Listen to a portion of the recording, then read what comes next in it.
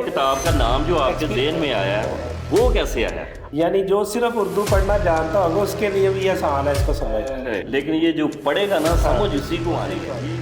یہ جو اس کو کتاب کا نام جو آپ کے ذہن میں آیا ہے وہ کیسے آیا؟ اچھا میں نے نا اس کتاب کا نام جب میں نے سٹارٹ کیا لکھنا 2013 میں، تو میں نے اس کا نام رکھا تھا حیات منتشر. بکھری زندگی، بات ایک ہی ہے. جی جی، حیات منتشر اس کا نام تھا بک کا.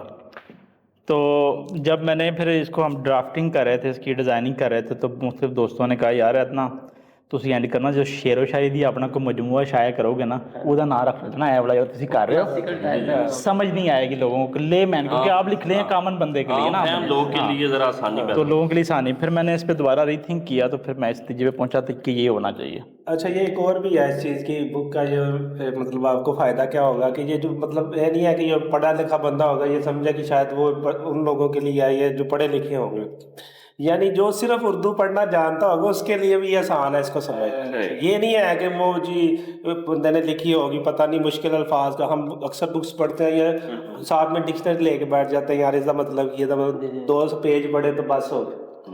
اس میں کیا ہوگا کہ جی آپ کو زیادہ تر ڈکشنری یوز کرنے کی ضرورت نہیں پڑے گی، آسان الفاظ میں لکھا گیا، ٹو دی پوائنٹ لکھا گیا، آپ کو بات سمجھانی ہے. میسج آسان ہے. یعنی آپ آسان، اب عام بندہ بھی پڑھ رہا ہوگا تو اس کو بھی سمجھ آ رہی ہوگی، تو خاص والے بندے تو وہ پڑھ ہی لیتے ہیں چاہے مشکل بھی ہے. لیکن یہ جو پڑھے گا نا سمجھ اسی کو آ رہی ہے. یہ اس کا ٹائٹل پڑھنے سے نا وہ عام ہی لے گا.